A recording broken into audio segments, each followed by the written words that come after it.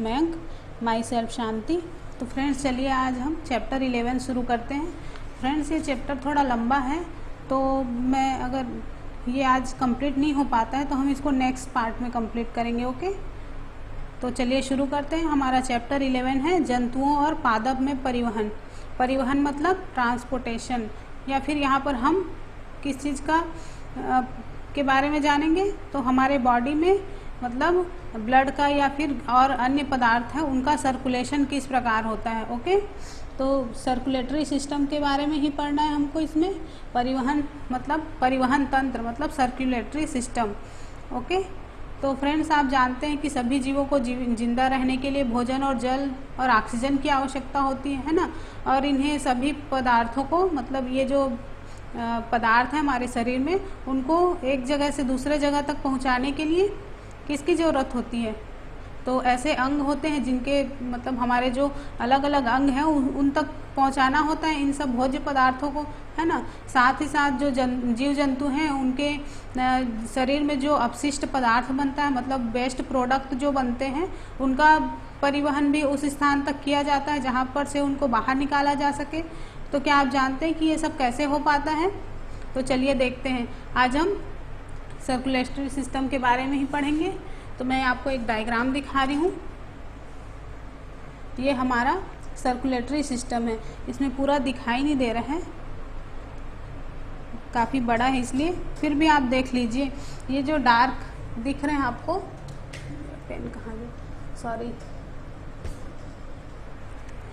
ये जो dark colour में दिख रहे हैं ये वेन्स हैं, और ये जो थोड़ा लाइट कलर में दिख रहा है वो क्या है, आर्टरी है, मतलब धमनी और शिराएं। इसको जो डार्क कलर में हुआ है शिरा है, और जबकि जो लाइट कलर में दिख रही है वो धमनी है। ओके, और इसका जाल हमारे पूरे बॉडी में बिछा होता है। ठीक है, तो हमें इसके ये सब पढ़ना नहीं है अभी, सिर्फ इसका आउटलाइन बस देखना है। बाहरी स्ट्रक्चर क्या है इसका सिर्फ वही देखना है। ओके, तो ये हमारे पूरे शरीर में इसका जाल बिछा होता है, देख रहे हो आप, पैर से लेके सिर तक की। और इसी के द्वारा हमारा ब्लड क्या है पूरे शरीर में सर्कुलेट करता है। यहाँ से दिमाग से लेके पूरा पैर के जो उंगलियां हैं वहाँ तक की, यहाँ हाथ से लेके ये हृदय है हमारा, देख रहे हो ये हार्ट।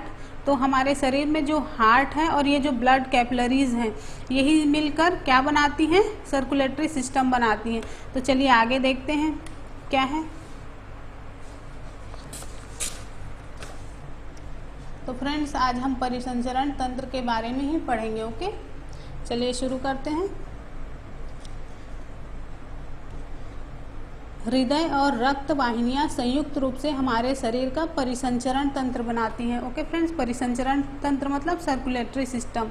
इसका मुख्य ऑर्गन क्या है हमारे शरीर में, हार्ट, और ये जो ब्लड कैपिलरीज और ब्लड वेसल्स हैं यही मिलकर हमारे शरीर का सर्कुलेटरी सिस्टम बनाती हैं। ओके, तो फ्रेंड्स हमारा 11.1 है परिसंचरण तंत्र। फ्रेंड्स इसके अंदर परिसंचरण तंत्र तो मैं आपको डायग्राम में दिखा दी। अब हम पढ़ेंगे रक्त मतलब ब्लड। ओके, तो फ्रेंड्स कभी आपको चोट लग जाती है तो क्या होता है, तो ब्लड निकलने लगता है। लेकिन ये ब्लड है क्या चीज़, चलो हम ब्लड के बारे में जानते हैं कि ब्लड है क्या चीज़ वास्तव में। तो ब्लड वह तरल पदार्थ या द्रव है जो हमारे रक्त वाहिनियों में प्रवाहित होता है, मतलब हमारे ब्लड वेसल्स में, ब्लड कैपिलरीज में प्रवाहित होता है, फ्लो होता है जिसका सॉरी। और ये जो पचे हुए भोजन है इसको छोटी आंत से हमारे शरीर के अन्य भागों तक लेकर जाता है। फेफड़ों से ऑक्सीजन को भी मतलब ब्लड से ही शरीर के सभी कोशिकाओं तक ले जाया जाता है। तो जो रक्त है हमारे शरीर में जो अपशिष्ट पदार्थ या वेस्ट प्रोडक्ट हैं उनको भी बाहर निकालने के लिए उनका परिवहन करता है ना सॉरी। तो ये जो रक्त है वो विभिन्न पदार्थों को किस प्रकार से ले जाता है इसके बारे में जानेंगे। ओके, तो फ्रेंड्स रक्त एक द्रव है या रक्त वह तरल पदार्थ है जो रक्त वाहिनियों में प्रवाहित होता है। ठीक है, क्या है रक्त, एक द्रव है जिसमें विभिन्न प्रकार की कोशिकाएं होती हैं। ठीक है, कैसी कोशिकाएं होती हैं हम आगे जानेंगे। ओके, तो पचित भोजन को क्षुद्रांत से शरीर के अन्य भागों में ले जाता है, मतलब ब्लड के माध्यम से ही हमारे शरीर में जो छोटी आंत में भोजन पचता है उसका अवशोषण होता है और उससे शरीर के अनेक जो जितने भी भाग हैं, जितनी भी कोशिकाएं हैं, छोटी से छोटी कोशिकाएं हैं, उन तक पहुंचाया जाता है। ठीक है।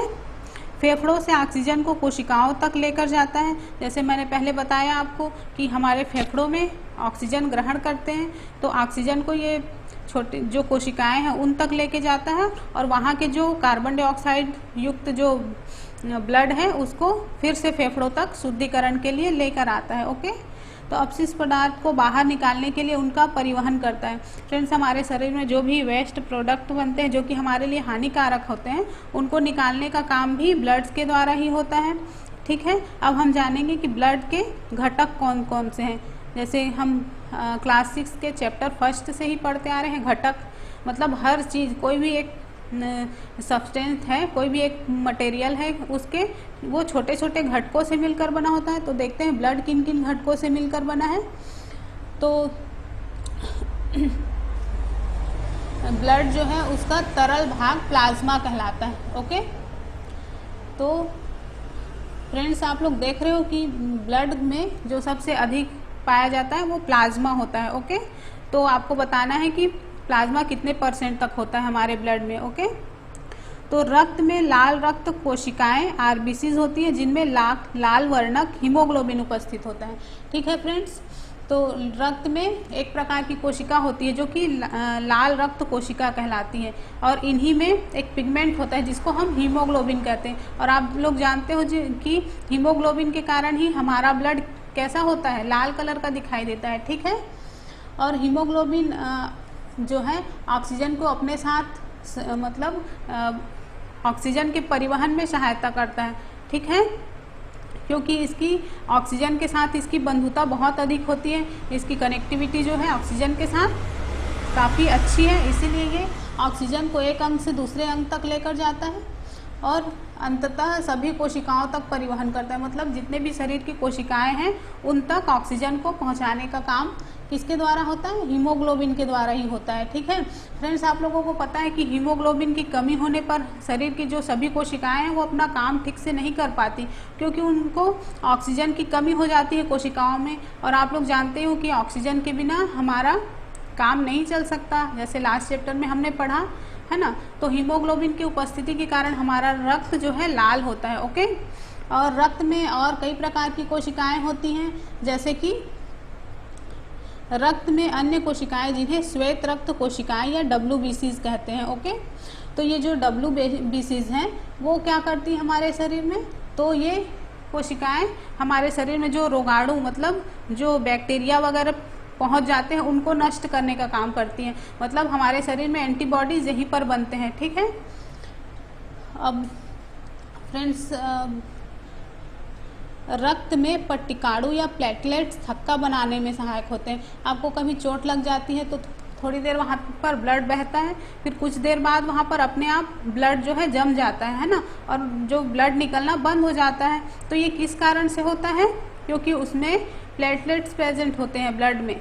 ठीक है, जिसको पट्टिकाणु बोला जाता है। ओके फ्रेंड्स, देख रहे हो आप पट्टिकाणु, ये प्लेटलेट्स को ही पट्टिकाणु बोलते हैं, जो कि हमारे ब्लड का थक्का जमाने में सहायक होता है। फ्रेंड्स, आपको पता है कि हमारे ब्लड में हिपेरिन नाम का एक तत्व होता है जो कि एक प्रोटीन है। तो ये क्या करती है, ये हमारे ब्लड को जमने से रोकती है। ओके, हमारे ब्लड की कैपिलरीज है वहाँ पर जमने के लिए रोकती है। इसी के कारण हमारा ब्लड शरीर के एक भाग से दूसरे भाग तक पहुँच पाता है, नहीं तो उसका भी थक्का बन जाता। ओके, तो फ्रेंड्स अब हम देखेंगे रक्तवाहिनियाँ। रक्तवाहिनियाँ क्या होती हैं, हमारे शरीर में अनेक प्रकार की रक्तवाहिनियाँ होती हैं जो कि रक्त को शरीर के एक स्थान से दूसरे स्थान तक ले जाती हैं। आप जानते हो कि हम जब अंतःश्वसन मतलब सांस लेते हैं तो उस समय ऑक्सीजन की जो है आपूर्ति हमारे फेफड़ों में होती है। हमारे फेफड़े ऑक्सीजन से भर जाते हैं और रक्त में मतलब ब्लड में इस ऑक्सीजन का परिवहन शरीर के सभी भागों में होता है ना। तो मतलब साथ ही जो ब्लड है वो कोशिकाओं से कार्बन डाइऑक्साइड और जो अपशिष्ट पदार्थ हैं उनको लेकर जाता है। तो इस जो रक्त है को वापस हृदय में लाया जाता है, मतलब पंपिंग के लिए हार्ट में लेके आया जाता है, जहाँ से यह फेफड़ों में जाता है। ओके, तो फेफड़ों से कार्बन डाइऑक्साइड बाहर निकाल दी जाती है, जैसा कि आपने चैप्टर 10 में पढ़ा था, है ना। तो इस प्रकार से शरीर में 2 प्रकार की वाहिनियाँ पाई जाती हैं। हमारे शरीर में 2 प्रकार की वाहिनियाँ पाई जाती हैं, धमनी और शिरा। चलिए आगे देखते हैं धमनी और शिरा के बारे में। धमनियाँ क्या होती हैं?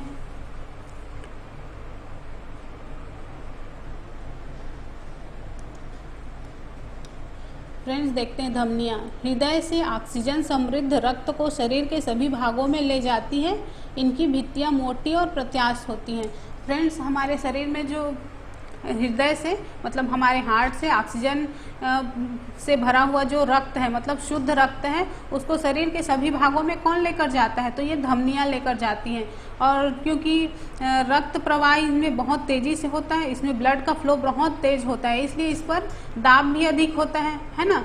और ये जो धमनियाँ हैं उनकी भित्ति मतलब इसकी दीवार जो है मोटी और प्रत्यास्थ होती है, मतलब लचीली होती है। ठीक है, प्रत्यास्थ मतलब लचीली। ओके, धमनियों में प्रवाहित रक्त के कारण स्पंदन नाड़ी स्पंदन कहलाता है। फ्रेंड्स आप अपने लेफ्ट हैंड की जो कलाई है उस पर अपने राइट हैंड को इस तरह से रखिए, ऐसे करके। तो आप थोड़ी देर अगर ऐसे करके रखोगे तो आप वहाँ पर महसूस कर सकते हो कि आपकी नाड़ी जो है लब डब लब लब ऐसे कर रही है ना। तो ये जो जैसे हमारा हार्ट करता है उसी तरह से यहाँ पर भी हमें मतलब हम महसूस कर सकते हैं। तो ये किस लिए होता है? फ्रेंड्स हमारे शरीर में जो ब्लड है उसका फ्लो रेगुलरली होता रहता है, मतलब हमारे शरीर में धमनियों में रक्त का प्रवाह निरंतर होते रहता है, जिसके कारण ये जो हमारे शरीर में हम उसको महसूस कर सकते हैं। ठीक है, तो फ्रेंड्स आपने ये जो हमारी जो नाड़ी है इसी को हम नाड़ी बोलते हैं, जो हमारे हाथ में कलाई में यहाँ पर है उसको ही नाड़ी बोला जाता है। ठीक है, और इसी को नाड़ी स्पंदन बोलते हैं। जो ये यहाँ पर महसूस हो रही है हमको, यही नाड़ी स्पंदन कहलाता है। ठीक है, यहाँ पर हमको धक धक महसूस होती है। फ्रेंड्स अगर हम अपने गले के अगल बगल में ऐसे हाथ लगा के छुएं तो हमको यहाँ पर भी धक धक महसूस होती है। तो ये क्या हुआ?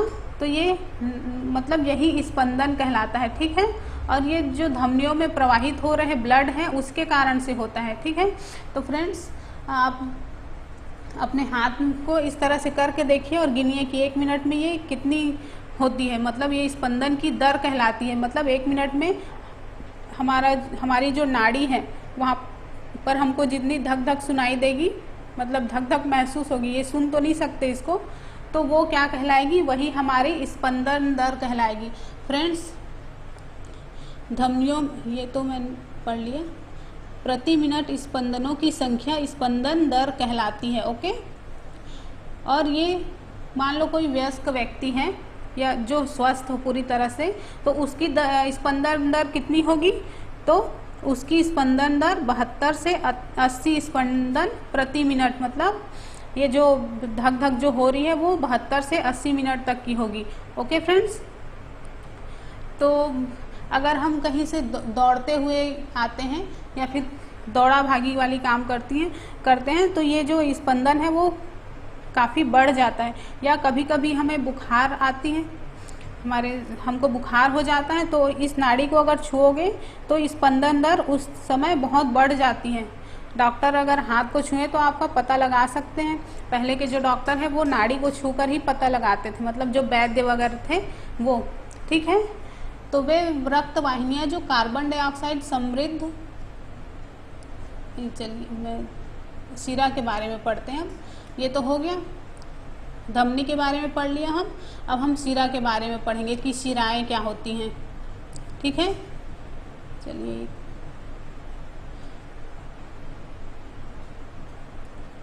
तो कार्बन डाइऑक्साइड समृद्ध रक्त को शरीर के सभी भागों में से वापस हृदय में लेकर आती। फ्रेंड्स हमारे जो हार्ट है वहाँ से मतलब जो शुद्ध रक्त है उसको धमनियाँ पूरे शरीर में लेकर जाती हैं, लेकिन हमारे जो पूरे शरीर है वहाँ से अशुद्ध रक्त को कहाँ लेकर आती है? हृदय में। ये शिराएं ही लेकर आती हैं। ठीक है फ्रेंड्स, तो जो शिराएं हैं वो अशुद्ध रक्त का संवहन करती हैं, मतलब अशुद्ध रक्त को एक पूरे बॉडी से हार्ट में लेकर आती हैं। ठीक है। शिराओं की भित्तियाँ अपेक्षाकृत पतली होती हैं, क्योंकि यहाँ पर जो मतलब स्पंदन दर मतलब ब्लड का फ्लो है वो कम होता है, इसलिए इसकी भित्ति भी पतली होती है, जबकि धमनी की भित्ति मोटी होती थी। किस लिए? क्योंकि वहाँ पर जो ब्लड का फ्लो है वो काफ़ी अधिक होता है, इसलिए धमनी की भित्ति जो है मोटी होती है। भित्ति मतलब दीवार। ओके। शिराओं में वाल्व होते हैं जो रक्त को केवल हृदय की ओर प्रवाहित होने देते हैं। फ्रेंड्स, हमारे जो शिराएं हैं उनमें वाल्व होते हैं, वाल्व की संरचना होती है जो कि रक्त को केवल हृदय की ओर ही प्रवाहित होने देते हैं, उसको वापस, ऐसा नहीं है कि वो कहीं भी इधर उधर बह रही है, वैसे नहीं होता। इसका भी एक मतलब एक नियम है, समझो कि जो शिराओं में रक्त बह रहा है वो सिर्फ हृदय की ओर ही प्रवाहित होगा। ओके। धमनियाँ अन्य छोटी छोटी वाहिनियों में विभाजित हो जाती हैं और ऊतकों में पहुंचकर पुनः अत्यधिक पतली नलिकाओं में विभाजित हो जाती हैं। तो फ्रेंड्स, ये जो धमनी है ये आगे डायग्राम में देखेंगे तो समझ में आएगा। ओके। विभाजित हो जाती है, जिन्हें केशिकाएं कहते हैं। केशिकाएं पुनः मिलकर शिराओं को बनाती हैं। ये डायग्राम देख लीजिए आप, इसमें समझ में आएगा। ये हृदय है और ये हमारे फेफड़े मतलब लंग्स हैं। ये हार्ट है और ये आप जो देख रहे हो यही शिरा है और ये धमनी है। ओके। और ये जो शिरा और धमनी है ये यहाँ पर छोटे छोटे कैपिलरीज में विभाजित हो गई हैं, इन्हीं को केशिकाएं कहते हैं। ठीक है फ्रेंड्स। तो फेफड़े से फुफ्फुस शिरा और यहाँ पर फुफ्फुस धमनी लिखा हुआ है, मतलब पल्मोनरी वेन और पल्मोनरी आर्टरी। तो पल्मोनरी वेन में शुद्ध रक्त होता है जो कि फेफड़ों से ब्लड को लेकर मतलब हार्ट में आता है। ओके। और जो फुफ्फुस धमनी है इसमें अशुद्ध रक्त होता है, मतलब इसमें कार्बन डाइऑक्साइड युक्त रक्त होता है जो कि हृदय से रक्त को फेफड़ों तक लेके जाता है। ओके फ्रेंड्स, तो समझ में आया आपको? तो ये है परिसंचरण तंत्र का व्यवस्था चित्र। चलिए अब आगे देखते हैं।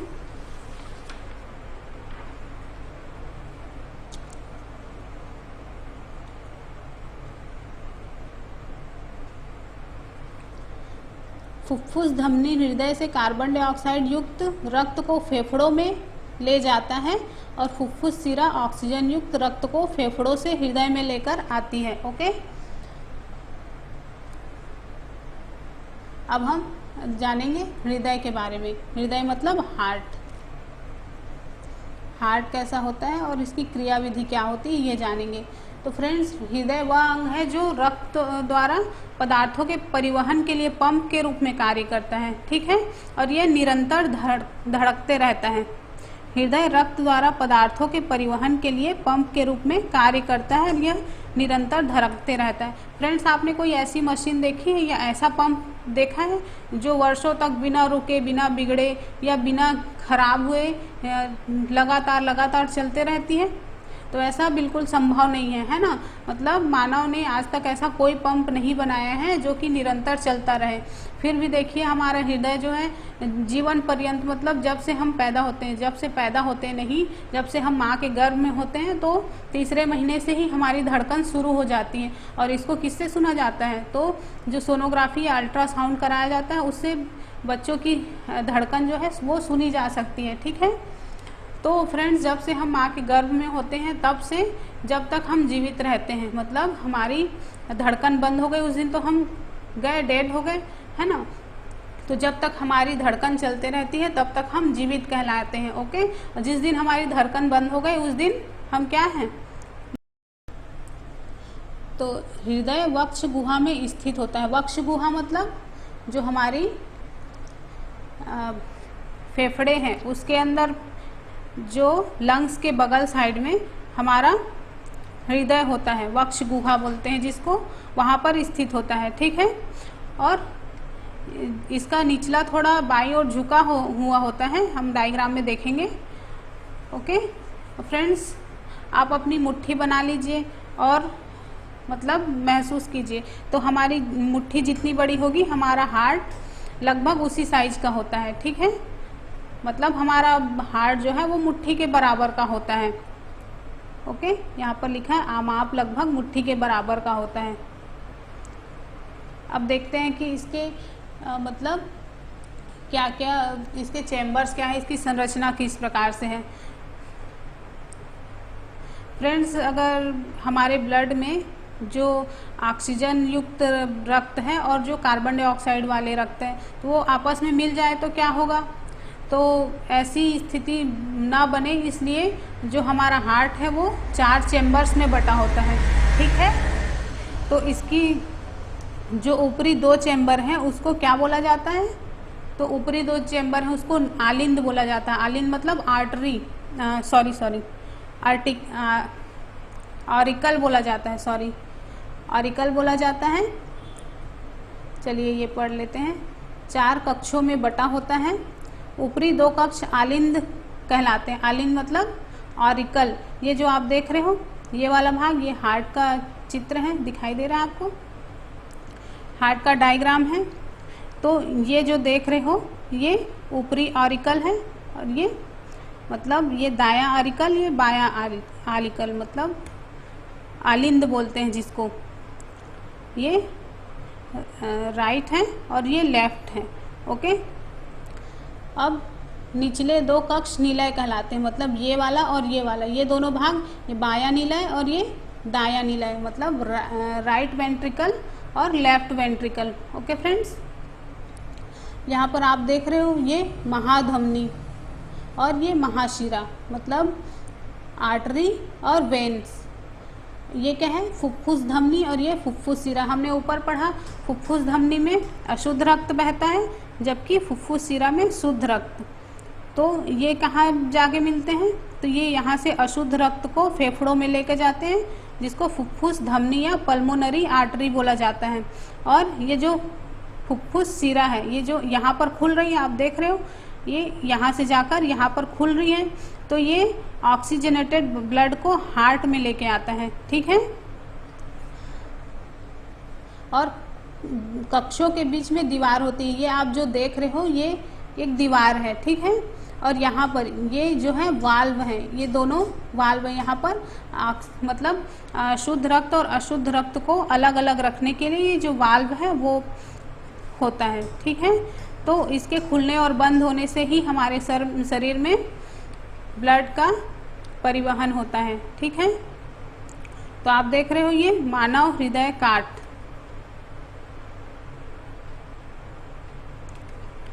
चलिए आगे देखते हैं। हृदय स्पंदन। फ्रेंड्स, अब हम देखेंगे कि हृदय स्पंदन क्या है।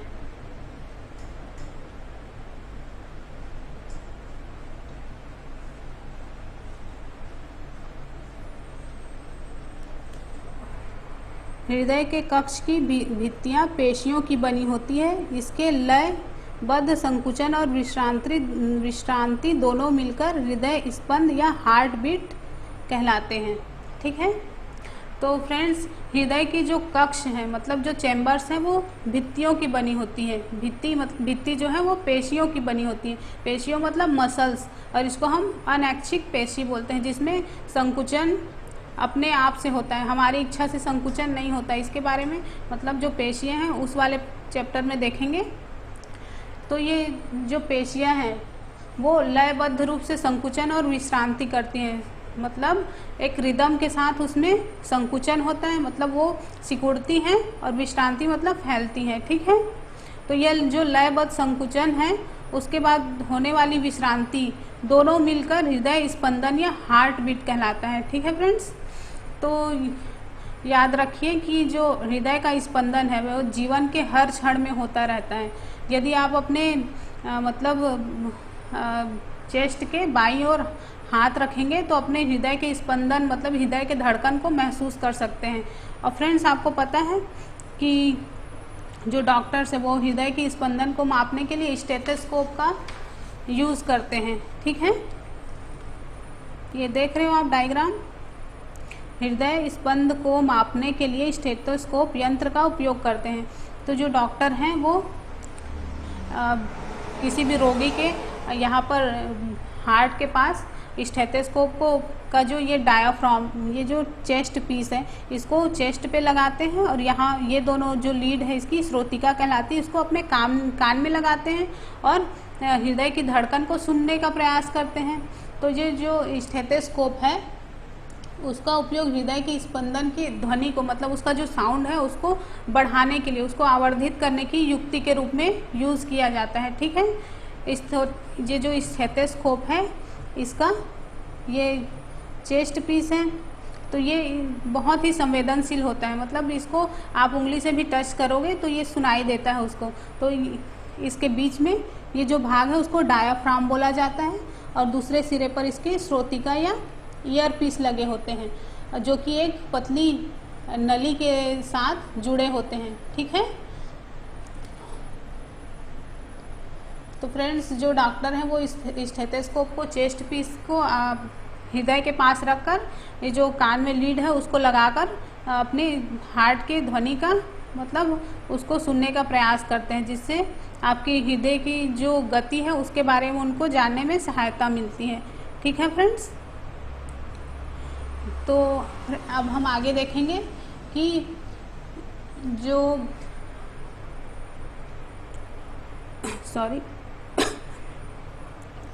स्पंजों और हाइड्रा में परिसंचरण तंत्र नहीं पाया जाता।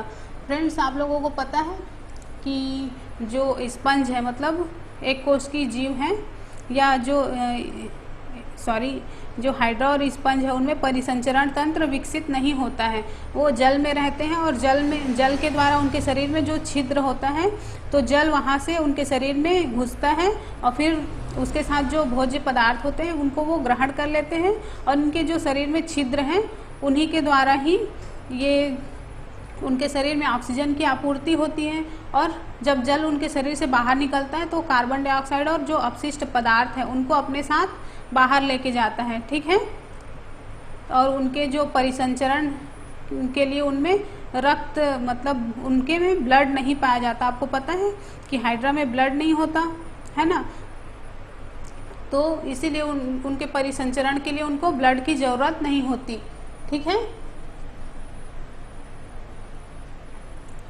तो फ्रेंड्स यहाँ पर हम ये क्लास यहीं पे ख़त्म करते हैं। ओके, और जंतुओं के उत्सर्जन तंत्र के बारे में नेक्स्ट वीडियो में देखेंगे। ओके फ्रेंड्स, वीडियो पसंद आया हो तो लाइक, शेयर, सब्सक्राइब करना मत भूलिएगा। ओके, और अपने छोटे भाई बहन हैं उनको बिल्कुल बताइएगा इसके बारे में। और फ्रेंड्स यहाँ पर मैं एक और बात बता रही हूँ आपको कि हमारे जो रक्त परिसंचरण है उसकी खोज किसने की थी। तो आपने विलियम हार्वे का नाम सुना ही होगा। तो उन्होंने 1578 से 1657 ईस्वी में, मतलब जो कि ब्लड के परिसंचरण तंत्र की खोज की। ठीक है, तो ये क्या थे, ये एक चिकित्सक थे जो कि मतलब अंग्रेज थे वो, और एक चिकित्सक थे। तो उन दिनों में लोगों की मान्यता थी कि जो रक्त है, मतलब जो ब्लड है, वो हमारी वाहिनियों में, मतलब कैपिलरीज है उसमें दोलन करता है, मतलब घूमते रहता है, इधर उधर हिलते डुलते रहता है। तो इस मत के लिए मतलब जो विलियम हार्वे है उनकी हंसी उड़ाई जाती थी कि आप क्या बोल रहे हो ऐसे करके, और उन्हें क्या बोला जाता था, परिसंचारी या सर्कुलेटर बोला जाता था। ठीक है, तो जो उनके अधिकांश रोगी थे उन्होंने उनसे उपचार करवाना बंद कर दिया, मतलब जो उनके पेशेंट थे वो उनके पास इलाज के लिए नहीं आते थे। ओके, और इस तरह से जो विलियम हार्वे है उन्होंने रक्त परिसंचरण के बारे में बताया। उस टाइम पे उनकी, मतलब उनको कोई मान्यता नहीं मिल रही थी। ठीक है, फिर जब वो मृत्यु के आसपास थे तो उसी समय लोगों ने उनके जो विचार हैं उनको, और जो जीव विज्ञानी थे उनके मत के द्वारा उसको सत्यापित किया गया और इस तरह से उनकी जो मत है उसको मान्यता मिल गई।